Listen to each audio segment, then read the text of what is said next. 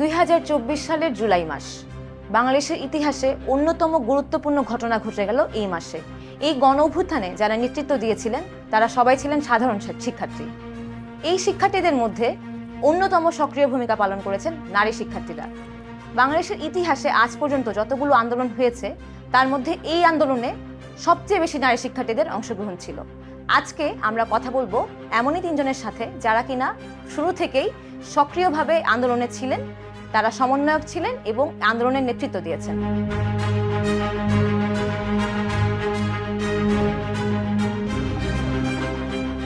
আমাদের সঙ্গে আছেন নুসরাত তাবাসসুম, রাফিয়াত রেহনুমা এবং উমামা ফাতেমা।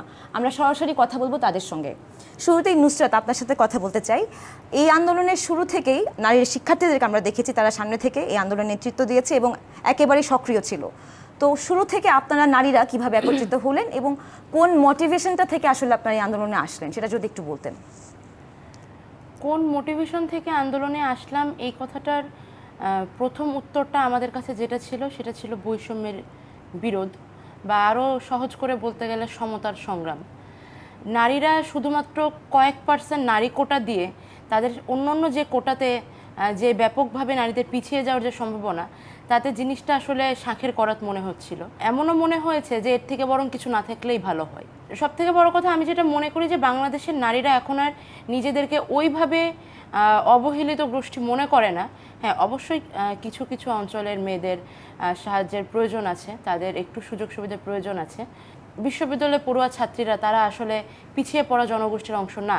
তাদের কাছে মনে হয়েছে তারা যে কোটার ভাগটা পাচ্ছে তার চাইতে সেই কোটার ভাগ আরও অনেক পিছিয়ে পড়া মানুষ আছে যারা হয়তো পেতে পারতো, তাদের প্রয়োজন নেই। আর এই সব কিছু বাদ দিলেও দেখুন, আমি বলতে চাই যে সব মিলিয়ে প্রশ্নটা যখন সমতার হয় তখন যে কোনো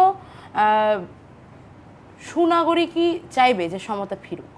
বিশ্ববিদ্যালয় কলেজে পড়ুয়া নারী শিক্ষার্থীরা তারা জীবনের এতগুলো বছর এতগুলো পড়াশোনার মধ্যে দিয়ে এসেছে, জীবনের এতগুলো অধ্যায় দেখেছে, তারা অবশ্যই জানে যে কোনটা সুযোগ আর কোনটা সমতা।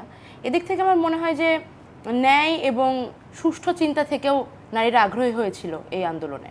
আচ্ছা, আপনারা কিভাবে আসলে একত্রিত হলেন? বিভিন্ন হল থেকে বিভিন্ন সমন্বয়ক আছেন আমাদের সঙ্গে, আপনারা কিভাবে একত্রিত হলেন এবং কিভাবে এটাকে আন্দোলন করতে এসে পরিচয় হলো নাকি আগে থেকেই আপনারা আসলে পরিচিত ছিলেন? ঢাকা বিশ্ববিদ্যালয়ে এতদিন যে পরিবেশটা ছিল সেটা আসলে কিন্তু খুব বেশি ছাত্রবান্ধব ছিল না।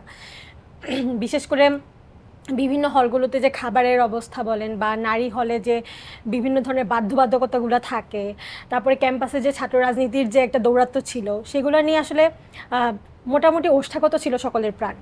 তো এই সব বিষয়ে আসলে আমাদের কিছু সোচ্চার মুখ থাকে যাদের আসলে বারবার দেখা হয়ে যায় সংগ্রামের পথে। তো সেই অর্থে পরিচয় ছিল। তবে আমরা মনে করি এই যে আন্দোলনে সকল নারী শিক্ষার্থীকে একসাথে এনেছে, এরকম আন্দোলন আসলে ঢাকা বিশ্ববিদ্যালয়ের ইতিহাস কি বাংলাদেশের ইতিহাসও কখনো হয়নি। তো সেই জায়গা থেকে আমরা আসলেই গৌরব বোধ করছি। এবং মূলত এই যে সমতার কথা যেটা আপু বললেন, যে প্রত্যেক সুনাগরিক তার জায়গা থেকে ফিল করেছে জিনিসটা আসলে হয়তো আমার অধিকার, আমি আদায় করে নেব, সেই জায়গা থেকেই আপু আসলে সেখানে সবাই গিয়েছিলেন। এবং আমরা যেটা দেখেছি এর থেকে স্বতঃস্ফূর্ত অংশগ্রহণ আর কোনো আন্দোলনে হয়নি, এবং স্বতঃস্ফূর্তভাবেই প্রত্যেকটা হল থেকে মেয়েরা গিয়েছেন। প্রথম থেকে হচ্ছে মূলত মেয়েরা নিজেদের মতো করে বিচ্ছিন্নভাবে গিয়েছেন। তারপরে 2 দিন যাওয়ার পরে হচ্ছে প্রত্যেকটা হল থেকে নারীরা হচ্ছে প্রত্যেকটা হল থেকে আলাদা আলাদা ব্যানার করে, আলাদা করে হ্যান্ডমাইক নিয়ে, তারা মিছিল নিয়ে, স্লোগান নিয়ে হচ্ছে সেখানে পৌঁছেছে। এবং আমরা যেটা দেখেছি যে মেয়েদের হলের যে উপস্থিতি সেটা আসলে ছেলেদেরকে পরে উদ্বুদ্ধ করেছে আন্দোলনে। হচ্ছে বিশেষ করে যারা হচ্ছে গণরুমে থাকার কারণে যেসব ছেলেরা এই আন্দোলনে আসতে পারতো না, তারা কিন্তু এই সাহসটা পেয়েছে যে মেয়েরা যদি পারে তাহলে আমরা কেন পারবো না। তো সেই জায়গা থেকে আমরা মনে করলাম যে প্রত্যেকটা তখন কিন্তু আসলে দেখা যেত যে মেয়েদের মিছিলগুলো আসতো কেন্দ্রীয় লাইব্রেরির সামনে, তারপর হচ্ছে আশপাশ থেকে ছেলেরা হচ্ছে ক্ল্যাপস দিত। তো এই জিনিসগুলো আর কি, তো এভাবেই হচ্ছে মেয়েদের সংগঠিত। আচ্ছা উমামা, আপনার কাছে একটু জানতে চাইবো, আপনাদের যখন শুরু হলো আন্দোলনটা, প্রথম দিকে কিছু কর্মসূচি ছিল যে বাংলা ব্লকেট, কমপ্লিট শাটডাউন, এই সব কর্মসূচিতে আসলে আপনাদের তখন আপনাদের এটা কি ছিল, অ্যাক্টিভিটিগুলো কি ছিল? প্রথম দিকে তো আমরা মিছিল করে সবাই একসাথে সেন্ট্রাল লাইব্রেরিতে আসতাম, সেখান থেকে আমরা শাহবাগে যেতাম। পরবর্তীতে আমাদের বাংলা ব্লকেট কর্মসূচি দেওয়া হয় এবং ব্লকেট কর্মসূচি দেওয়ার পরে আমাদের একটা মিটিং হয়েছিল সবগুলো নারী হলের সাথে। সেই মিটিংয়ে ডিসিশন হয় যে মেয়েরা আসলে শাহবাগ যে মোড়টা সেটা অবরোধ করে রাখবে এবং আমরা যে 5টা নারী হল তারা সকালবেলা সকালবেলা মাঝে মাঝে সকালবেলা মাঝে মাঝে বিকালবেলা দেখা যেত মিছিল নিয়ে যেতাম সেন্ট্রাল লাইব্রেরি, সেখান থেকে সবাই মিলে মিছিল করে আবার শাহবাগ, এভাবে রাত 8টা সাড়ে 8টা পর্যন্ত ডেইলি বেসিসে একদম প্রত্যেকটা দিন এই মিছিলটা আমাদের করতে হতো। একদিন আমাদের সুফিয়া কামাল হলের মেয়েরা আমরা জিপিও মোড়, যেটা গুলিস্তানের জিপিও মোড়, আমরা অবরোধ করেছিলাম সকাল 10টা থেকে একদম বিকাল 4টা পর্যন্ত আমরা জিপিও মোড় অবরোধ করে রাখি। সুফিয়া কামাল, শহীদুল্লাহ, এরকম সায়েন্সের 3 হল মিলে। এরপর আপনার পরবর্তী আবার হাইকোর্ট মোড় দখল করি, হাইকোর্ট মোড় থেকে আমরা শাহবাগ যাই। এরকম করে রাত 8:30 পর্যন্ত কিন্তু আমরা মেয়েরা সেই সকাল 10টা থেকে 8:30 পর্যন্ত প্রত্যেকটা মেয়ে এভাবে মানে বাংলা ব্লকেট কর্মসূচিটার সাথে যুক্ত হয়। এই তার মানে বোঝাই যায় যে পুরা যে আন্দোলনটা ছিল কিছুদিনের মধ্যেই কিন্তু ছেলেদের উপস্থিতিটা আস্তে আস্তে কমতে শুরু করে, যেহেতু তারা প্রথম দিক থেকেই ছিল। তখন যখন ছেলেদের যখন শূন্যতারা তৈরি হয় তখন মেয়েরা কিন্তু একযোগে ডেইলি বেসিসে প্রত্যেকটা হল থেকেই কিন্তু 150, 200, 300 করে করে মেয়ে আসতো। এটার কারণে কিন্তু আমাদের যে ঢাকা বিশ্ববিদ্যালয়ের অংশগ্রহণটা, ঢাকা বিশ্ববিদ্যালয়ে যে আসলে আন্দোলনটাকে সাজানোটা অনেক বেশি সহজ হয়েছিল সবার জন্য। নিশ্চয়ই। আপনি বলছিলেন যে এই ধরনের কর্মসূচিতে মেয়েদের অংশগ্রহণের কথা। প্রধানমন্ত্রীর বক্তব্যের পরে যে স্পার্কটা পেলো পুরো আন্দোলনটা, সেই স্পার্কটা তো আমরা দেখেছি যে সবার আগে মেয়েরাই হল থেকে বের হয়ে এসে রাতের বেলা একটা বিক্ষোভ মিছিল করেছিল। সেই বিষয়টা নিয়ে আসলে আপনাদের সাথে একটু কথা বলতে চাই। নুসরাত। আমি শামসুন্নাহার হলের, আমাদের হলে আমরা ওই দিনই তো রাষ্ট্রপতির বাড়িতে, আমরা রাষ্ট্রপতির বাসভবনে আমরা ওই দিন আমাদের জমা দিয়েছিলাম, স্মারকলিপিটা জমা দিয়েছিলাম। সেটার পরে ওখান থেকে ফেরার পথে দেখলাম যে আমাদের সাবেক প্রধানমন্ত্রী শেখ হাসিনা ওনার বক্তব্যে শিক্ষার্থীদের প্রতি কিছু অত্যন্ত আপত্তিজনক শব্দ ব্যবহার করে। তার মধ্যে একটা ছিল রাজাকার। এই শব্দটা আসলে এতটাই গায়ে লেগে যায়, মানে ব্যাপারটা তাহলে কি বাংলাদেশে শুধুমাত্র মুক্তিযোদ্ধা আর রাজাকার এই দুই গোষ্ঠীর মানুষ আছে? সাধারণ মানুষের এক্সিস্টেন্সটা কই? আমার বাবা মুক্তিযুদ্ধের সময় জন্মায়নি, তাহলে আমি রাজাকারের সন্তান কিভাবে হই? ব্যাপারটা এরকম না? তো এই জিনিসটা এতটা গায়ে লেগে যায়, তখন হচ্ছে ছেলেদের হলের মধ্যে থেকে স্লোগান শুরু হয়, অবশ্যই আতে ঘা লাগা টাইপের কিছু স্লোগান, নিতান্তই ক্ষোভ থেকে। তখন আমরা খবর পাই যে হল পাড়া, মানে আমাদের 5টা হল যে এরিয়াতে আছে, জসিমউদ্দিন, বঙ্গবন্ধু হল, জিয়া হল, বিজয় একাত্তর, সূর্য সেন, ওইখানে ছেলেদের হলগুলোতে কিছু হামলা, মানে বহিরাগত হামলা না, নিজেদের মধ্যে কিছু হতাহত, এ ধরনের খবর আমরা পাই। তখন মেয়েদের হলগুলোতে আপত্তি উঠতে শুরু করে। আমি আমার হলের কথা যদি বলি, মানে প্রথম রিয়াকশনটাই ছিলই যে অপমানটা তো আমাদের সবাইকে করছে, এটার প্রতিবাদ করতে গিয়ে আমাদের ভাইয়েরা মার খাবে, হলে তালাবন্দি হয়ে থাকবে, আর আমরা মেয়েরা রাত 10টার পরে হলের গেট বন্ধ বলে আমরা ঘরে বসে থাকবো। তখন 10টা 20 বাজে, জাস্ট হলের গেট বন্ধ হয়েছে। আর উমামা যেমন বলল, তখন আমরা কন্টিনিউয়াসলি প্রত্যেক দিন আমরা সকাল 9টা বাজে বের হতাম, রাত 10টা বাজে হলে ঢুকতাম। এবং শাহবাগ মোড় এটা অ্যাকচুয়ালি মেয়েরা দখল করে রাখতো, ছেলেরা বের হয়ে যেত বিভিন্ন পয়েন্টে। পরে এক একদিন এক এক সময় বিকাল 4টা থেকে রাত 8টার মধ্যে মার্চ টু শাহবাগ বা ব্যাক টু শাহবাগ কর্মসূচি দেওয়া হলে তারা পুনরায় শাহবাগে ফিরত। মেয়েদের শরীরের ওপর দিয়ে, মনের ওপর দিয়ে যে ব্যাপক চাপটা গিয়েছে, আমরা আসলে ভাবি নাই যে হলের সব মেয়ে একযোগ এবং কয়েক মিনিটের মধ্যে তারা অ্যাগ্রি হয়ে যাবে যে যদি ছেলেদেরকে আটকে রাখে আমরা গিয়ে হলের তালা ভেঙে হলেও আমাদের ভাইদেরকে বের করে নিয়ে আসবো। আমার হলের স্পিরিটটা এখান থেকে শুরু হয়। এর মধ্যে আমরা অন্যান্য হলের সমন্বয়কদের সাথে কথাবার্তা হয়, তোমার সাথে প্রথম কথা হয়েছিল, রোকেয়া হলের সাথে কথাবার্তা হয়, উমামা এদের ও সুফিয়া কামালে আছে। আমরা এভাবে কথাবার্তা শুরু করে সব হলের পরিস্থিতি এক, আমরা ওকে ফাইন, যদি 5 হলের সব মেয়েরা নামতে চাই তাহলে প্রশাসন আমাদের আটকাবে না। তারপরে তো বের হয়ে আসা হয়। প্রথমে হচ্ছে শামসুন্নাহার হল বের হয়, রোকে হলকে নিয়ে আমরা 2 হল জমা হয়, তারপরে সুফিয়া কামাল হল আসে। ওরা একটু দূরে থাকে, তো ওই 2 হলের আসতে একটু দেরি হয়েছিল। আমরা যখন রাজুতে এসে জমা হচ্ছি তখন ওইখানে হাতে গোনা 10টা ছেলেও নাই। আমরা তখন ওখান থেকে শুরু করি, ওখান থেকে ভাইদের হলে খবর চলে যায় যে আমাদের বোনেরা বের হয়ে এসেছে। তারপরে তো ধীরে ধীরে আমরা সেখান থেকে ভিসি চত্বরে গেলাম। আমরা ভিসিতে যাওয়ার পরে আমাদের ভাইরা সাহস পাই, তারা বের হয়ে আসে। সেখান থেকে আমরা রাজুতে আসি, অনেকক্ষণ ওখানে আমরা অবস্থান করি। তারপরে আমরা রাত 2টার কাছাকাছি সময় আমরা অবস্থান ত্যাগ করেছি, এবং সেখান থেকেই মূলত পরবর্তী দিনের আন্দোলনটা আসলে কোন দিকে যাবে সেটা নির্ধারিত হয়েছে। এবং পরবর্তী দিন মানে এর পরের দিনই ঠিক যেটা হলো যে ঢাকা ইউনিভার্সিটিতে অনেক আপনারা আন্দোলনকারীরা মার খেলেন ছাত্রলীগের সন্ত্রাসীদের হাতে, এবং আমরা অনেক ছবি দেখলাম, অনেক ভিডিও দেখলাম যেখানে মেয়েদেরকে নির্মমভাবে মারা হচ্ছে। আপনাদের কি মনে হয় যে এর আগের রাতে আপনারা যেটা করলেন যে সবাই মিলে বের হয়ে এসে, এটা নিয়ে আমরা নিজেদের মধ্যে কথাবার্তা বলেছি যে মেয়েদের মিছিল সামনে থাকলে গায়ে হাত তোলার আগে ছেলেরা একটু ভাবে, সন্ত্রাসী যারাই হোক তারা একটু ভাবে, এটা হচ্ছে চিরকালীন একটা স্ট্র্যাটেজি।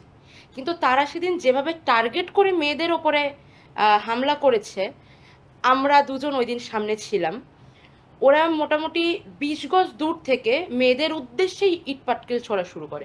ওরা যদি চাইতো তাহলে কিন্তু সাইডে ঘুরে গিয়ে ছেলেদের মিছিল টার্গেট করতে পারতো, ওরা সামনে থেকে মেয়েদের মিছিলকেই টার্গেট করেছে। তারপরে খুব দুঃখজনক, চোখ, একটা মেয়ের চোখে খুব আঘাত পেয়েছে। একটা মেয়েকে দেখলাম যে এমনভাবে মারছে, মারতে মারতে গাড়ির নিচে গিয়ে সে লুকায় থেকেও বাঁচতে পারতেছে না। অনেক অনাকাঙ্ক্ষিত ঘটনা। আমার বোধহয় একটা এক্সপেরিয়েন্স আছে ওই দিন, ওটা যদি আপনি একটু বলেন। হ্যাঁ, দাগ হয়ে গেছে হাতে, এবং আমি চাই দাগটা থাকুক আজীবন, একটা স্মৃতিচিহ্ন হিসেবে থেকে যায়।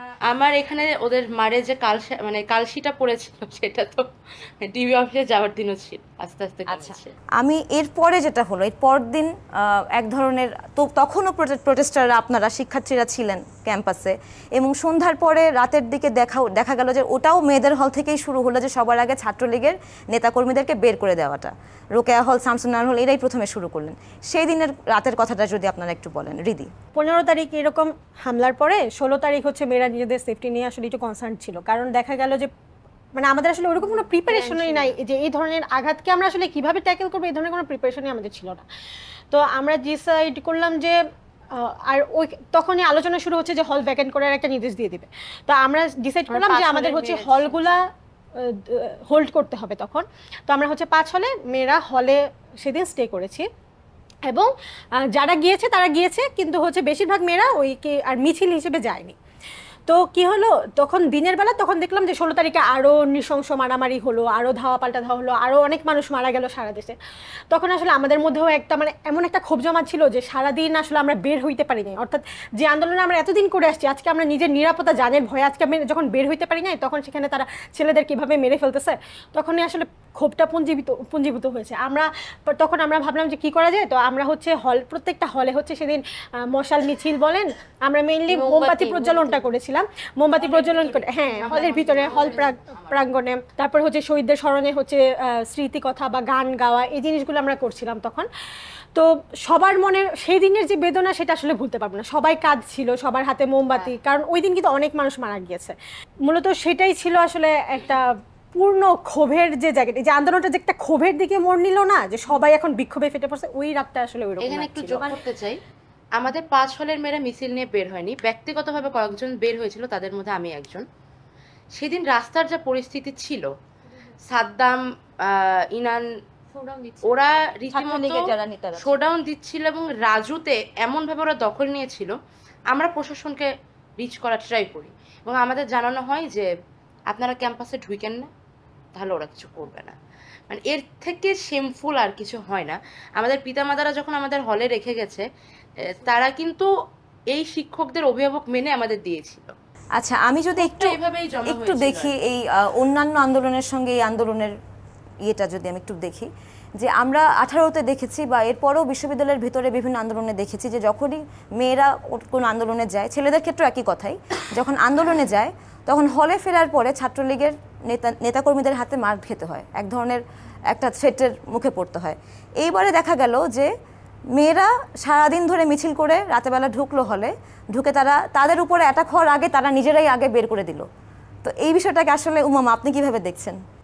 আমাদের হলের সিচুয়েশনটা একটু ডিফারেন্ট ছিল, কারণ 2018 সালে তো কোটা সংস্কার আন্দোলনের সময় আমাদের হলে প্রচুর ঝামেলা হয়। তখনকার যে নেত্রী ছিল, ছাত্রলীগের নেত্রী এশা, তাকে তো মেয়েরা হল থেকে বের করে দেয়। তো ওই ঘটনার কারণে আমাদের হলে এবার ছাত্রলীগ নেত্রী, প্রভোস্ট, মানে হাউস লিডার সবাই এত ভয়ে ছিল যে একটু উল্টাপাল্টা করলে তো এটা মানে শেষ করে ফেলবে। তো ওরা আন্দোলনের প্রথম থেকেই কিন্তু হাউস টিউটর এক্সট্রিমলি হেল্পফুল ছিল। না, আর অন্য হলগুলোর ক্ষেত্রে আপনার রোকেয়া হলে খুবই ঝামেলা করে। রোকেয়া হলে যেদিন 15 তারিখে মারধর করা হয়, রোকেয়া হল তো একদম সামনে, রাজুর একদম সামনে, তো রোকেয়া হলের ভিতরে সন্ত্রাসীরা ঢুকে যাওয়ার চেষ্টা করছে। রোকেয়া হলের ভিতর থেকে কিন্তু আপনার ছাত্রলীগ নেত্রীরা যারা, তারা কিন্তু মেয়েদেরকে ডিস্টার্ব করছিল এবং মেয়েরা তখন বারবার নিচে এসে জমা হচ্ছে এবং তারা গেটের সামনে এসে তখন হলটাকে প্রোটেক্ট করার চেষ্টা করে বাইরের সন্ত্রাসীদের কাছ থেকে। তো ওই সময় যেটা ভিতরে ছাত্রলীগ নেত্রীরা কিন্তু বারবার রোকেয়া হলের যারা ছাত্রী ছিলেন তাদেরকে স্লেজিং করছে, তাদের নানানভাবে উত্তক্ত করে যাচ্ছিল এবং এটার একটা প্রভাব কিন্তু রোকেয়া হলে পড়ে। পরের দিন যখন ওই ছাত্রলীগের নেত্রীরা মানে একদম হাউস টিউটরদের তত্ত্বাবধানে তাদের রুমে যাওয়ার চেষ্টা করে, তখন রোকেয়া হলের মেয়েরা সবাই গিয়ে ওদেরকে একদম টেনে এনে হল থেকে বের করে দেয়। এটা রোকেয়া হলে হয়েছে কারণ রোকেয়া হলে একদম সরাসরি একটা বাধা আসলে ছাত্রলীগ দিয়েছে, কিন্তু অন্যান্য হলের ক্ষেত্রে কিন্তু ছাত্রলীগের ভয়টাতে ছিল যে একটু যদি বাধা দেয় তাহলে কিন্তু এটা আরো দ্বিগুণ হয়ে যাবে, ক্ষোভটা অনেক গুণ বেড়ে যাবে। তো আমাদের হলের যেহেতু একটা পূর্ব ইতিহাস ছিল 2018 সালের, তো ওরা একটা ভয়ের মধ্যে ছিল পুরাটা টাইম। এবং আমাদের হলের মেয়েরা সেই কারণে অনেক একদম সবাই বলতে গেলে যখন কোটা সংস্কার আন্দোলন থাকতো যে সময়টাতে হল পুরোপুরি ফাঁকা হয়ে যেত, আমরা সবাই মিছিল করে চলে যেতাম। বিশেষ করে 15 তারিখ রাত 14 তারিখ রাতে তিনি প্রধানমন্ত্রী শেখ হাসিনা ওই নেককারজনক কথাটি বললেন, রাজাকারের নাতিপুতি, সেদিন রাতে লিটারেলি একদম হল পুরা খালি। আমি জাস্ট হল গেটে যে দাদু, তাকে গিয়ে বলছি দাদু গেটটা খুলে দেন, দাদু চাবি নিয়ে দাঁড়ায় আছে যে বলবে আর আমি গেটটা খুলে দিব, এত ওই হাত কাঁপতেছে ওনার। তো আমরা বললাম আর উনি গেটটা খুলে দিল। আমরা হাজার মানে কমপক্ষে আমরা 1000 মেয়ে সেদিন রাজু ভাস্কর্যে গিয়েছিলাম। এটা হচ্ছে মেয়েদের ওই প্রতিরোধটা এবং মেয়েদের মধ্যে ক্ষোভটা ছিল কোন জায়গা থেকে, যে আমরা এতগুলো মেয়ে একসাথে উপস্থিত হয়েছি, আন্দোলন করেছি, পরের দিন ছাত্রলীগ কিভাবে সাহস পায়, তাও রাস্তার টোকাই নিয়ে এসে 5 বছর 10 বছর টোকাই নিয়ে এসে আমাদের উপর আক্রমণ করেছে। আমাদের সবাইকেই কম বেশি মেয়েদের নানানভাবে তারা আহত হয়েছে। এটার কারণে মেয়েরা কিন্তু প্রচুর প্রচুর ক্ষোভের মধ্যে ছিল। আচ্ছা, আমরা এতক্ষণ ধরে আসলে ঢাকা বিশ্ববিদ্যালয়ের নারী শিক্ষার্থীদের কথাই বলছিলাম। আপনি একটু আগে আমাকে বলছিলেন যে বদরুন্নেসা, ইডেন, এদেরও একটা বড় অংশগ্রহণ ছিল, এটা যদি একটু বলতেন এই বিষয়টা। ছাত্রলীগের নেত্রীরা আমাদের গায়ে হাত দেওয়ার সাহস কিন্তু ওনারা পায় নাই, কিন্তু যেটা হয়েছে ইডেনে বা বদরুন্নেসে যে জিনিসগুলো হয়েছে, ওদেরকে কিন্তু অনেক টর্চার করা হয়েছে। আমরা যেটা শুনছি যে ওদেরকে নর্মালি থাপড়াথাপড়ি তো আছে, কিন্তু উপরে গরম পানি ঢালা হয়েছে, ফোন দিয়ে একজনের মাথায় বাইরে, তারপর ওর মাথা ফাটাই দেওয়া হয়েছে। ওই মেয়েটাকে পরে মনে হয় হ্যাঁ, ওনাকে হাসপাতালে ইমার্জেন্সি নেওয়া লাগছে। এইসব ঘটনার পরে কিন্তু ইডেন আসলে আমরা ভাবছি যে ইডেন হয়তো একা পারবে না এটা ওভারকাম করতে, বাট পরের দিন আমরা ওদেরকে নিয়ে রিচ আউট করা মানে নিয়ে আসার আগেই ওনারাই গেট ভেঙে ওখান থেকে ঢাকা কলেজ সেখানে যায়, তারপর ওনারা আবার পুনরায় সংগঠিত হয়ে সেখান থেকে বের হয়ে আসে, এবং সেটা তো আন্দোলনে জয়েন করার বিষয়টা হলো। কিন্তু পরবর্তীতে তারা তাদের যে ছাত্রলীগের নেত্রী তাদেরকে কিন্তু একদম খুব বড় ধরনের শাস্তি আমরা দেখেছি পরে দেওয়া হয়েছে, যেটা আসলে আমাদের এখানে ওইভাবে হয় নাই, কিন্তু ওরা দেখেছি ছাত্রলীগের নেত্রীদেরকে যতটা পারছে আর কি, এতদিনের যে ক্ষোভ মনের মধ্যে জমা ছিল সেটা ঢালছে। আচ্ছা, আরেকটু যদি বলি এরপরে যে ইউজিসি নির্দেশনা দিল হল বন্ধ, ক্যাম্পাস বন্ধ, তারপর বিশ্ববিদ্যালয় প্রশাসন সিদ্ধান্ত নিল যে হল খালি করতে হবে। সেই সময়টা তো আমরা দেখলাম যে ছেলেদের হলগুলো কিন্তু দুপুর বিকালের মধ্যেই মোটামুটি ফাঁকা হয়ে গেছে, মেয়েরা সন্ধ্যার পরেও হলে ছিল, শেষ পর্যন্ত হল ছাড়তে বাধ্য হয়েছে। সেই সময়টার কথা যদি একটু বলেন নুসরাত। আমার হলের প্রত্যেকটা মেয়ে, আমি ওদের হল থেকে বের হওয়া শেষ মেয়েটা ছিলাম আমি, প্রত্যেকটা মেয়ে কান্নাকাটি করতে করতে বের হয়েছে। এবং আমি যদি খুব খোলাখুলিভাবে বলি, আমাদেরকে রীতিমতো হলের সামনে সাউন্ড গ্রেনেড ফাটায়ে, পুলিশের ভয় দেখায়, রাত 8টা বাজলে অন্ধকার হয়ে গেলেই পুলিশ এসে একজনকে ধরে ধরে হল থেকে বের করে দিবে এবং হল প্রশাসন কোনো দায়িত্ব নেবে না, এই ভয় দেখায় আমাদেরকে বের করা হয়েছে। আর আমার হলের রাজনৈতিক পরিস্থিতি বরাবরই একটু আলাদা। এখানে আসলে ওই অর্থে কখনোই কোনো সরকারি দলে বেশি একটা সুবিধা করতে পারে নাই, কিন্তু একেবারে যে পারে নাই তা না। আমরা প্রথম যখন কোটা আন্দোলন শুরু হলো তখন জনসংযোগের সময় ব্যাপক বাধার সম্মুখীন হয়েছি। হামলা না, মারধর না, কিন্তু সাবোটাজ করা ইত্যাদি ইত্যাদি অনেক ধরনের কাজকর্ম দেখেছি। হাউস টিউটর ম্যামরা আমাদের সাথে যথেষ্টই মানে সহযোগিতাপূর্ণ ছিল, কিন্তু ব্যাপারটা হচ্ছে যে কোনটা ভালোবাসা থেকে করা আর কোনটা চাপ থেকে করা, বা বলা ভালো যে ভিসি স্যার বা জাতি বলতেছে যে এখন তুমি যদি না করো তাহলে তুমি চাপের মুখে পড়বা, এখান থেকে করে, এগুলো তো আমরা আসলে বুঝি যে ওগুলো না বলি। কিন্তু আমাদেরকে রীতিমতো ভয় দেখে বের করা হয়েছে। হলের ভিস চত্বরে থেকে কফিন মিছিল নিয়ে আমরা যখন রাজুতে আসছিলাম, তখন তো আমরা 3 দিক থেকে হামলার শিকার হয়েছি, ভিসির দিক থেকে, নীলক্ষেতের দিক থেকে, রাজুর দিক থেকে। ছেলেরা তো ওই দিন একজন গুলিও খেয়েছে পায়ে। আমি ব্যক্তিগতভাবে ওই দিনও আহত হয়েছি, আমার কপালটা খুবই খারাপ পরপর 3 দিন।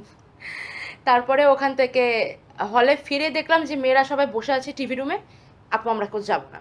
যে ভালো, তোমরা যদি কেউ না যাও তাহলে হল খোলা থাকবে। এরপরে একটার পর একটা রিউমার আসতে শুরু করলো। প্রথম রিউমার আসলো যে 6টা পর্যন্ত সময় দেওয়া আছে, 6টার পরে কারেন্টের লাইন কেটে দেওয়া হবে, বিদ্যুৎ লাইন কেটে দেওয়া হবে, গ্যাস বন্ধ করে দেওয়া হবে, পানি বন্ধ করে দেওয়া হবে। এর মধ্যে রোকেয়া হলের সামনে সাউন্ড গ্রেনেড ফাটতে শুরু করলো, আর আমাদের হলের সামনে পুলিশের এপিসি ট্যাঙ্ক আর এবং পুরো একটা বাহিনী, ওখানে সাজোয়া বাহিনী আমার হলের ঠিক সামনে রেডি ছিল, ওই যে পরমাণু কেন্দ্র যেটা আছে ওটার সামনে, টিএসসির পাশে। একটার পর একটা একটা করে মেয়ে ভিতরে আসে, বা একটা মেয়ে ভেতর থেকে বাইরে যায়, একটা একটা করে রিউমার হলের মধ্যে আসতে থাকে।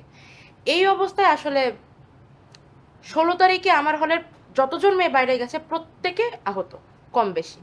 এই আহত অবস্থায়, অসুস্থ অবস্থায়, মন ভাঙা অবস্থায় যখন আমরা দেখলাম যে কেউ আমাদের দায়িত্ব নিতে রাজি না, তখন যদি হল প্রশাসনের পক্ষ থেকে গুজব হোক বা সাবধান বাণী এরকম আসে যে রাত হলে পুলিশ দিয়ে বের করা হবে,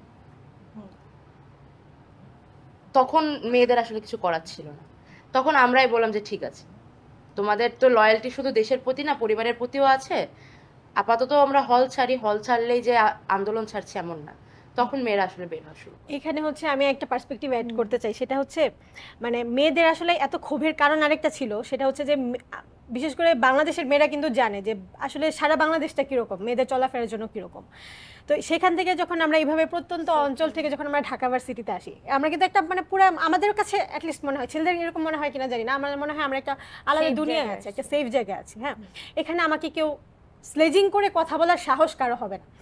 তো সেই জায়গায় যখন তার উপরে গায়ে হাত তোলা হয়, তখন তার কাছে কিন্তু এতদিনের যে একটা সাজানো দুনিয়া, এতদিন যে একটা বিশ্বাস যে এখানে থাকলে আমাকে কেউ কিছু করতে পারবে না, সেই বিশ্বাসটা কিন্তু খান খান হয়ে সেখানে ভেঙে গেছে। তারপরে যখন ওই যে আমরা পরের দিন বের হইলাম না, কিন্তু এই কারণে যে ক্যাম্পাসে আমাদেরকে কেউ প্রোটেক্ট করা নাই, দেন কিন্তু আমরা হলে আশ্রয় নিলাম যে আমরা হলেই হোল্ড করবো, আমরা হল থেকে বের হবো না। এই যে মেয়েরা যে ছিল 8টা পর্যন্ত, এটার কারণেই ছিল, তাদের এই বিলিফটা ছিল যে আমরা এখানে প্রোটেক্টেড, আমরা এখানে প্রোটেক্টেড, সারা বাংলাদেশে কোথাও প্রোটেক্টেড না, আমরা এখানে প্রোটেক্টেড। কিন্তু সেই হলে যখন 6টার পরে বলা হচ্ছে যে 6টার পরে ছাত্রলীগ ঢুকবে বা পুলিশ ঢুকবে, আমাদের কিছু করার নেই, ওই জন্য আসলে মেয়েদের চোখের পানিটা আসলে সেই দিন ওই জায়গা থেকে পড়ছিল, কোনো ভয় থেকে না। তাদের মনে হয়েছিল যে তাদেরকে আসলে প্রাপ্য সম্মানটা, ঢাকা বিশ্ববিদ্যালয়ের শিক্ষার্থী হিসেবে যে সম্মানটা তাদের পাওয়ার কথা ছিল সেটা তারা পায় নাই। উমামা, আপনি আমাকে একটু জানাবেন, যখন ইন্টারনেট শাটডাউন হলো, সারা দেশেই কারোর সঙ্গে যোগাযোগ করা যাচ্ছে না, মোবাইল নেটওয়ার্কের অবস্থাও খুব একটা ভালো ছিল না, এবং আপনারা সবাই এক একজন এক এক জায়গায়, তখন আসলে আপনাদের কেমন সময়টা ছিল ওই সময়টাতে? আমি মনে হয় জীবনে এই সময় আর ফেরত চাই না, আসলে এত খারাপ সময় আমি লাইফে কাটাইনি। তখন বিশেষ করে হল বন্ধ করে, যখন হল বন্ধ ঘোষণা করে, এরপরের পরবর্তী পুরো সময়টা আমাদের জন্য একটা দুঃস্বপ্ন। হল যখন বন্ধ করে দেওয়া হয়, আমি ইমিডিয়েটলি কই যাব জানি না, আমার ভাইকে কল দিই, আমার ভাই এসে জাস্ট ব্যাগটা নিয়ে আমার ভাইয়ের বাসায় চলে যাই। পরে তো বাসায় অসম্ভব ভয় পাচ্ছে, কারণ আমার ফেস চেনা হয়ে গেছে, আমাকে ছাত্রী মেরেছিল আমার ফেস চেনার কারণে। পরবর্তী সময় আমার বাবা চলে আসে যে মেয়ে কি অবস্থায় না আছে, ওরা ঘুমাতে পারছে না রাতে। এরপর তো যখন নাহিদ ভাইরা সবার সাথে ডিটাচ হয়ে যায়, আমার শুধু রিদির সাথে একবার কথা হয়েছিল যে কি পরিস্থিতি, কি হচ্ছে ইন্টারনেটটা বন্ধ করে দেওয়ার পর। তো রিদি তখন বলছিল যে এই দফা তৈরি করার চেষ্টা করছে, এটা প্রচার করবে, এরকম একটা কথা বলছিল আমাকে, এবং পুরোপুরি ডিটাচ। একজনকে কল দিলে ফোন ধরে না, ফোন অফ, আরেকজনকে কল দিলে সে কিছু জানে না, এরকম করে বলতে গেলে পুরো ইন্টারনেট শাটডাউনের সময়টা চলে। আবার বিশেষ করে যেহেতু সরকার ইন্টারনেট শাটডাউনের সময় টিভিতে নানান ধরনের ভুয়া নিউজ প্রচার হচ্ছিল, তো আমি একটা কাজ করার চেষ্টা করি যে আমার ফোনটা অন্তত অন রাখা, আমার সিমটা যেটা মানে সরকারের কাছে আছে সেই সিমটা আমি অন রাখি, আমার একটা বিকল্প সিম ছিল ওইটাও আমি অন রাখি, যাতে কেউ যাতে আর কাউকে না পেলেও অন্তত আমাকে যাতে ফোনে পায়, আমি যাতে অন্তত একটা ইনফরমেশন দিতে পারি। তো আমি চেষ্টা করছিলাম যে ইন্টারনেট শাটডাউনের সময় যে আমি ফোনে অন্তত যাতে নানানভাবে অ্যাক্টিভ থাকতে পারি, কানেক্ট থাকতে পারি। আপনার সাথেও কিন্তু আমার সবসময় ওই সময় কথা হতো কি সিচুয়েশন হচ্ছে না হচ্ছে। এটার একটা প্রতিফলনও ছিল ওই সময়, কিন্তু অন্তত আমাদের যে প্রিন্ট মিডিয়াগুলো আছে তারা নানানভাবে কিন্তু আমাদের কথাগুলো ছেপেছে, আমাদের টিভিতে ছাপছিল না, টিভিতে তো সব ভুয়া নিউজ তখন প্রচার হচ্ছিল। আর প্রিন্ট মিডিয়াগুলো অন্তত আমি, কাদের, নুসরাত, হালকা পাতলা আমাদের কথাগুলো হচ্ছে ওখানে কোট করা হচ্ছিল। তো সেইটাই আমাদের কাছে একটা মনের শান্তি যে আমরা প্রতিদিন সকালবেলা উঠে একে ওকে কল দিতাম যে ওই আমার নিউজটাকে আসছে, রুটিন হচ্ছে আসছে, মানুষ জমিনাকে আসছে, ডেইলি স্টারিকে আসছে, এটা হচ্ছে প্রতিদিন সকালবেলা আমাদের কাজ থাকতো। পরে তো ইন্টারনেট যখন খুলে দিল, এর মধ্যে নাহিদ ভাইয়েরকে ভয়াবহভাবে মারা হয়। প্রথমে নাহিদ ইসলামকে তুলে নেওয়া হলো সাদা পোশাকে, তারপর তিনি ফিরে আসলেন। তারপরে তাকে আবার তিনি সহ প্রথম দিন 3 জন, তারপর দিন 3 জন, 6 জন সমন্বয়কে নিয়ে যাওয়া হলো ডিবি কার্যালয়ে নিরাপত্তা হেফাজতের কথা বলে। তারপর আপনাকেও নেওয়া হলো, এবং আপনাকে যখন নেওয়া হয়েছে একেবারে সকালের দিকে, আমার যদি মনে পড়ে ভোরের দিকে, এবং আমি তখন আমরা সাংবাদিকরা তখন আসলে বুঝতে পারছিলাম না যে আসলেই কি আপনাকে নেওয়া হয়েছে, মানে কোত্থেকে নেওয়া হয়েছে, কীভাবে নেওয়া হয়েছে, ইনফরমেশনটাও আসলে ঠিকঠাক মতো পাচ্ছিলাম না। সেই সময়টার অভিজ্ঞতা আপনি আমাদেরকে একটু বলবেন। আমাদের তো সত্যিকার অর্থে কাল রাত্রি শুরু হয়ে গেছিল 17 তারিখ থেকে। আর ওই যে ও বললো যে আমাদের তখন চারিদিকে এত মানুষ মারা যাচ্ছে, আমি যেখানে ছিলাম এখন আর বলতে আপত্তি নেই, আমি ছিলাম একদম মিরপুর এরিয়ার যে রণক্ষেত্র, আমি আমার যেখানে ছিলাম ছাদে উঠলে আমি পুরোটা দেখতে পাইতাম। এইটার মধ্যে থেকে কারোর সাথে কোনো যোগাযোগ নাই, আমরা সারা রাত জেগে থাকতাম, ভোরবেলা একটু সময়ের জন্য ঘুমায় যেতাম, ঘুম থেকে উঠে আমরা এক পাশ থেকে ফোন দেওয়া শুরু করতাম। আমার ধারণা আমাদেরকে এইভাবেই মনে হয় ডিবি খুঁজে পেয়েছিল। যাই হোক, পরে নাহিদ ভাইকে তো গুম হয়ে গেল, নাহিদ ভাইকে নিয়ে গেছে এই খবরটা আমি পেয়েছি রাত 3টায়। তখন এক ধরনের হতাশা। তারপরে আমরা ওই যে ফোনে ট্রাই করতেছিলাম, প্রিন্ট মিডিয়াতে 9 দফা পাঠানো হলো, একটু একটু করে খবরগুলো পাঠানোর চেষ্টা করতেছিলাম, কাজ করতেছিলাম। নাহিদ ভাই ফিরে আসলো, ইন্টারনেট ব্যবস্থা সাময়িক একটু সুবিধা পেলাম, আমরা ভাবলাম যে ওকে ফাইন, মনে হয় পরিস্থিতি ভালো হচ্ছে। এর মধ্যে হুট করে নাহিদ ভাইদের যে আবার নিয়ে যাবে, এই জিনিসটা একেবারেই কল্পনার বাইরে ছিল। নাহিদ ভাই, আসিফ ভাই আর বাকের 3 জনকে নিয়ে গেল শুক্রবার। শনিবার রাতের মানে প্রথমের দিকে, শুরুর দিকে সার্জিস ভাই, হাসনাত ভাইকে রাত 3:30টাতে আরিফ সোহেল। আমার বাসাতে তো ডিবি এসেছে 3টা দরজা ভেঙে, 3টা দরজা ভেঙে তারা এসেছে। আর আমার বাসাতে তারা যখন ঢুকে তখন বাজে 4:45, রাত পুরো অন্ধকার। আমাকে যখন নিয়ে যেতে চাই তখন হচ্ছে 5:10। আমি সরাসরি জিজ্ঞেস করেছিলাম আমাকে নিয়ে যেতে এসেছেন, ওয়ারেন্ট আছে কিনা। বলছে আমরা আপনাকে নিয়ে যেতে চাচ্ছি, আপনি যদি ওয়ারেন্ট ছাড়া না যান আমরা ওয়ারেন্ট আনাই দেব। যা হয় আর কি। তারপরে তো নিয়ে গেল, যখন নিয়ে যাই ওখান থেকে আমি ছিলাম আমার আন্টির বাসায়, আমার ফুপুর বাসাতে। আমি শেষ কথা বলে এসেছিলাম, আমি একটা রিকোয়েস্ট করেছিলাম যে আমি আমার বাড়িতে একটা কল দিতে চাই। বলছে যে আপনার বাড়িতে আমরা কল দিয়ে দিব। আমি বলে এসেছিলাম যে আমার বাড়িতে তাহলে কল দিতে হবে, আর যদি না ফিরতে পারি তাহলে তো শহীদই হয়ে গেলাম, যদি ফিরতে পারি তাহলে যেন যে জিতে ফিরছি। কিন্তু যখন ডিবির মধ্যে নিয়ে গেল তখনকার পরিস্থিতি আলাদা। টর্চার, ফিজিক্যাল মেন্টাল টর্চার যেটা হয়েছে 6 দিন ব্যাপী, সেটা নেহাত কম না। কিন্তু দেশের মানুষ যেটা ভোগ করছিল সেটার তুলনায় কিছুই না। আমি দেশের মানুষের কাছে খুবই কৃতজ্ঞ যে আমাদের নিয়ে ওখানে যে নাটকটা করা হলো, আমরা চোখের পানি ফেলতে ফেলতে অস্ত্রের মুখে ভয়ে যে নাটকটা করলাম, সেটা যে দেশের মানুষ বিশ্বাস করেনি, আমি খুবই কৃতজ্ঞ। আপনি যদি ব্যক্তিগতভাবে আমার অভিজ্ঞতার কথা জিজ্ঞেস করেন, আমাকে দিয়ে যখন স্টেটমেন্ট ভিডিওটা করানো হলো আমাদের দিয়ে, ওখান থেকে বের হয়ে যাওয়ার পর আমি প্রত্যেক ঘন্টায় একবার করে আত্মহত্যার কথা ভেবেছি, যে দেশের মানুষ আমাকে বেঈমান ভাবার থেকে আমি এই মুখ নিয়ে বের নাই হইলাম। আমরা এতটাই মানে হতাশার মধ্যে ছিলাম। কিন্তু দেশের মানুষ যেভাবে সামলেছে, আমাদের উপরে ভরসা রেখেছে, আমি মানে এই কৃতজ্ঞতা সারা জীবন ধরে প্রকাশ করেও শেষ হবে না।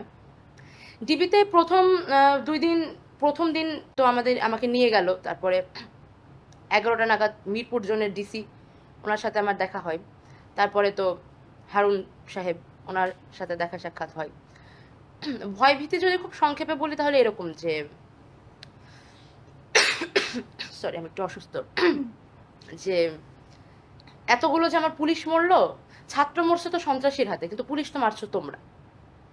এই যদি মামলা দিয়ে দিই তাহলে কি করবা? মামলা তো একা খাবে না, পরিবার সহ খাবে। এই হচ্ছে আলাপ।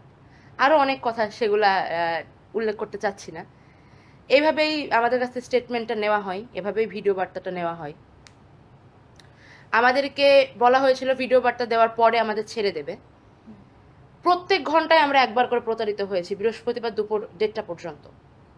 আমাদের যখন বের করা হয় তখনও সত্যি বলতে আমরা নিশ্চিত ছিলাম না যে এই গাড়ি আমাদেরকে পরিবার সহ নিয়ে গিয়ে আসলে কোথায় নামাবে। এতটাই তারা আমাদেরকে বারবার প্রতারিত করেছে। আর যখন রবিবারে আমাদেরকে বের করলো না, সোমবারে বলা হয়েছিল সোমবার কনফার্ম। সোমবারে হাইকোর্টের রিটটা হয়ে যায়। হাইকোর্টের রিটটা হয়ে যাওয়ার পরে তখন আমাদের বলা হয় যে এখন যেটা হাইকোর্টের হাতে চলে গিয়েছে, এখন আর কিছু করা সম্ভব না। হাইকোর্টের শুনানি ছিল মঙ্গলবার শুনানি হলো, কিন্তু রায় হলো না। তখন বলো রায় তো হয়নি, তাহলে বুধবারে যখন একজন বিচারপতি অসুস্থ থাকার কারণে আদালতে বসলো না এবং পরবর্তী শুনানি আদৌ কবে হবে তারিখ দেওয়া হলো না, তখন আমরা আসলে মঙ্গলবার একেবারে হয়ে যাই, চুরমার হয়ে যায় আর কি বলতে গেলে। তখন আমরা ডিসিশন নিই যে আদালত যদি আমাদের বের করতে না পারে, নির্বাহী পর্ষদ যদি আমাদের বের করতে না পারে, তাহলে আমাদের বের হওয়ার উপায় নেই। জনতা আমাদের বের করে নিয়ে যাবে, না হলে আমরা এখানে থেকে আমাদের পক্ষে যা করা সম্ভব করব। ডিবির মধ্যে থেকে আসলে আমাদের প্রতিবাদ জানানোর কোনো ভাষা ছিল না, ওখানে আমরা কিছুই করতে পারতাম না। তখন নাহিদ ভাই, আসিফ ভাই বাকের ওরা অনশন শুরু করে। সেই খবরটা আমাদের কাছে খুব তড়িৎ গতিতে চলে আসে। আমরা খবরটা পাওয়ার সাথে সাথে আমরাও অনশন শুরু করি, মোটামুটি মঙ্গলবার থেকেই, রাতের একটু আগে থেকে, সন্ধ্যা থেকেই এই তো অনশন। এবং বলে রাখি, এটা নিরম্ব উপবাস ছিল, মানে আমরা পানি পর্যন্ত খাইনি এই অনশনের সময়। এভাবেই হয় আর কি। পরে তো বুধবার রাতে, ওই দিন রাতে আমাদেরকে বলা হয় যে আগামীকাল আমাদেরকে ছেড়ে দেওয়া হবে, আপনারা কিছু খেয়ে নেন। যে আমরা একেবারে পরিবারের সাথে বাইরে গিয়ে খাওয়া দাওয়া করতে চাই। আমরা আমাদের অনশন জারি রাখি। এদিকে এর মধ্যে আমাদের প্রাণপ্রিয় শিক্ষকরা আমাদের জন্য অনেক করেছেন। তারা নিজেদের নিরাপত্তা ঝুঁকি নিয়ে আমাদের জন্য গিয়েছেন। রাস্তায় মানুষ আমাদের জন্য কথা বলেছে, মিডিয়া তখন আমাদের হয়ে কথা বলেছে। আমি সবার কাছে খুব কৃতজ্ঞ। আসলে আমরা ভিতরে থেকে যা করতে পেরেছি, তার থেকে বাইরে আপনারা আমাদের জন্য যা করেছেন, জনতা যা করেছে, সেটা অনেক গুণ বেশি। এবং আমরা সত্যি বিশ্বাস করি, জনতা যদি মাঠে না থাকতো, আমাদেরকে হয়তো গুম করে দিত। এত সংগ্রামের পর এখন একটা পরিবর্তন এলো, আপনি কেমন বাংলাদেশ চান ভবিষ্যতে? আমি বাংলাদেশ চাই মানুষ যেরকম স্বপ্ন দেখে সেরকম। এই আন্দোলন জুড়ে ছাত্ররা অনেক দাবি জানিয়েছে, অনেকবার নিজেদের আশা আকাঙ্ক্ষার কথা বলতে চেয়েছে, কিন্তু ঘুরে ফিরে বাংলাদেশের যে ছবি তারা এঁকেছে সেটা সবচেয়ে সুন্দরতম। আমি চাচ্ছি আমাদের বাংলাদেশ সেরকম হোক। সব সেক্টর থেকে দুর্নীতি কমুক, বিশ্ববিদ্যালয়, কলেজ, স্কুল সমেত সকল শিক্ষা প্রতিষ্ঠানে শিক্ষার মান বাড়ুক। কোভিড পিরিয়ড আমাদের দেখিয়ে দিয়ে গিয়েছে যে স্বাস্থ্য খাত কতটা ভঙ্গুর। বাংলাদেশের স্বাস্থ্য খাতের উন্নতি হোক, মা ও শিশু স্বাস্থ্যের সুরক্ষা নিশ্চিত হোক। মেয়েরা এখন পর্যন্ত নানান সহিংসতার মধ্যে দিয়ে যাচ্ছে, আমরা খুব রিসেন্ট অনেক ঘটনাও আছে। আর সবচেয়ে আমি একটু এখান থেকে উল্লেখ করতে চাই, পূর্বে যত নারীর প্রতি সহিংসতার ঘটনা হয়েছে, সনি থেকে শুরু করে তনু, নুসরাত, সাগর রুনি পর্যন্ত, প্রত্যেকের বিচার যেন নিশ্চিত হয়, বিচার বিভাগ যেন সম্পূর্ণভাবে স্বাধীন থাকে, এবং এই বিচারগুলো হওয়া লাগবে। আমি একজন নারী হিসেবে মেন্টালি ফিজিক্যালি যে চ্যালেঞ্জের মধ্যে দিয়ে গিয়েছি, সেটা আমার জন্য অসহ্যকর ছিল। তবুও আমি স্বীকার করতে বাধ্য যে বাংলাদেশের বহু নারী এর থেকে অনেক কঠিন সময়ের মধ্যে দিয়ে প্রত্যেক দিন চায়। এদের যেন এই সিচুয়েশনের মধ্যে দিয়ে আর না যেতে হয়। মেয়ে মাত্রই দুর্বল ভেবে দমায়ে দেওয়া সম্ভব, এই চিন্তাটা যেন শেকড় থেকে বদল আসে। আর শুধু মেয়ে বলে না, ক্ষমতা এবার জনতার হাতে আসা উচিত। রাফিয়া, একই প্রশ্ন আপনার কাছেও থাকবে। আমি যে বাংলাদেশ চাই, সেই বাংলাদেশ আমি চাই যে বাংলাদেশ হোক ছাত্র নাগরিকের সংহতির বাংলাদেশ, অর্থাৎ যেখানে ছাত্ররা নাগরিকদের সমস্যা নিয়ে ভাববে, নাগরিকরা ছাত্রদের সমস্যা নিয়ে ভাববে। যেমন নিত্যদ্রব্য পণ্যের যে দাম বৃদ্ধিটা, সেটা নিয়ে কিন্তু স্টুডেন্ট আসলে তাদের যে ভূমিকা রাখার কথা ছিল সেটা কিন্তু তারা রাখে নাই, এবং আমরা কিন্তু এটা নিয়ে আসলে ছাত্র হিসেবে আমরা আসলে লজ্জিত, কারণ আমাদের বাবা মা কিন্তু সেই পণ্যটা কিন্তু তাদের অর্জিত টাকায় সেটা কিনে এনে কিন্তু আমার কাছে পৌঁছে দিচ্ছে, কিন্তু সেটা নিয়ে আমি কখনো কথা বলি নাই যে আমার বাবার তো কষ্ট হচ্ছে এই টাকাটা উপার্জন করতে এবং এইভাবে খরচ করতে। তো আমরা এরকম বাংলাদেশ চাই যে বাংলাদেশ আসলে ছাত্র নাগরিকের পাশে দাঁড়াবে, নাগরিক ছাত্রের পাশে দাঁড়াবে, যেটা এবং তারা একসাথে একটা বাংলাদেশ করবে, যেটা বর্তমানে হচ্ছে। এবং দ্বিতীয়ত এমন একটা বাংলাদেশ চাই যে বাংলাদেশ ছেড়ে দেওয়ার কথা হচ্ছে কোনো তরুণ ভাববে না, যেটা এতদিন হয়ে আসছে যে যদি বাক স্বাধীনতা রাখতে চাই তাহলে দেশে থাকতে পারবো না, দেশে চাকরি করতে পারবো না, আইদার বাক স্বাধীনতা আইদার না হলে হচ্ছে চাকরি, দুইটার একটা চুজ করতে হবে, এরকম যেন না হয়। আমাদের দেশে যেন বাক স্বাধীনতা আর এই দেশে হচ্ছে চাকরির সুযোগ দুইটাই যেন বিদ্যমান থাকে। উমামা, ক্যাম্পাস কেমন চান ভবিষ্যতে, বাংলাদেশ কেমন চান ভবিষ্যতে? ক্যাম্পাসের ক্ষেত্রে তো অবশ্যই বলতে হবে যে ডাকসু নির্বাচন যাতে নিয়মিত হয়, প্রত্যেক বছর ডাকসু নির্বাচন দিতে হবে। আমাদের হলে কিন্তু প্রত্যেকটা হলের মধ্যে আমরা বলেছি যে কোনো ধরনের ছাত্র রাজনীতি হবে না, এবং আমরা চাই না যে হলগুলো পুনরায় দখল হোক। আমাদের যে ছাত্রছাত্রীরা আছে তারা যাতে হচ্ছে নির্বিঘ্নে পড়াশোনা করতে পারুক এবং এটার ভিত্তিতে তাদের জীবনটা কাটাতে পারুক, এটাই আমাদের চাওয়া। ক্যাম্পাসের ক্ষেত্রে তো অনেক চাওয়া, মানে এটা সে বলে শেষ করা যাবে না। আর বাংলাদেশের ক্ষেত্রে? দেশের ক্ষেত্রে একটা বিষয় হচ্ছে, আমি খুব বেশি অনুভব করেছি বাংলাদেশে গত 15 বছরে মানুষ আসলে নাগরিকের যে একটা মর্যাদা ওইটা কখনো অনুভব করতে পারেনি। নাগরিক হিসেবে আমি প্রতি মুহূর্তে অপমানিত হয়েছি আমার রাষ্ট্রের কাছে। আপনি ট্রাফিক সিগন্যালে যান, আপনি রাষ্ট্রীয় কোনো অফিসে যান, আপনি প্রতি মুহূর্তে কিন্তু অপমানিত হবেন। আমি চাই যে আমার দেশের মধ্যে একটা আমাদের যে মানুষ হিসেবে মর্যাদা, আমার যে নাগরিকের মর্যাদা, সেটা যাতে প্রতিষ্ঠিত হয়। এখানে প্রতিটা সরকারি দফতর এবং তারা যে জনগণের সেবক, আমাদের যে সংবিধান সেটা যে জনগণের স্বার্থে তৈরি করা হয়েছে, আমাদের যে আইন এটা যে জনগণের স্বার্থে তৈরি করা হয়েছে, এটার পূর্ণাঙ্গ প্রতিফলন আসলে আমরা এই নতুন রাষ্ট্রের মধ্যে দেখতে চাই। সেটার জন্য অবশ্যই মনে করি যে পুরো সিস্টেমটা, এই রাষ্ট্র কাঠামোটা, সেটার আসলে নতুন রিফরমেশন দরকার। এটাকে ঢেলে সাজানো আসলে অনেক বেশি দরকার, এবং এই ঢেলে সাজানোটা শুরু হবে আমাদের সংবিধান রিফরমেশনের মধ্য দিয়ে। এবং দ্বিতীয় যে কথাটা বলতে চাই, আমাদের যে ফ্যাসিবাদী কাঠামো আসলে আওয়ামী লীগ সরকার তৈরি করতে পেরেছিল, সেটা তৈরি করতে পেরেছে কারণ তার একটা দীর্ঘমেয়াদী লিনিয়েজ আছে। সে পুরো মুক্তিযুদ্ধকে নিজের দলের করায়ত্ত করে ব্যবহার করতে পেরেছে। আমি বলছি না যে আওয়ামী লীগের অবদানকে আমার নষ্ট করে ফেলতে হবে, মুক্তিযুদ্ধকে আমাকে মানুষের কাছে নিয়ে যেতে হবে। এইটার মাধ্যমে শুধুমাত্র ভবিষ্যতে যাতে একটা ফ্যাসিবাদ এই দেশে প্রতিষ্ঠিত হতে না পারে, সেই জিনিসটা আমরা নিশ্চিত করতে পারবো। না হলে যে সরকার আসছে শুধুমাত্র গোষ্ঠী চেঞ্জ হবে, ফ্যাসিবাদ টিকে থাকবে। দেশে গণতান্ত্রিক পরিবেশ ফিরে আসুক, নাগরিকরা মর্যাদা নিয়ে বাঁচুক, তরুণদের এই সকল স্বপ্ন পূরণ হোক, এই প্রত্যাশা আমাদেরও। সকলকে ধন্যবাদ।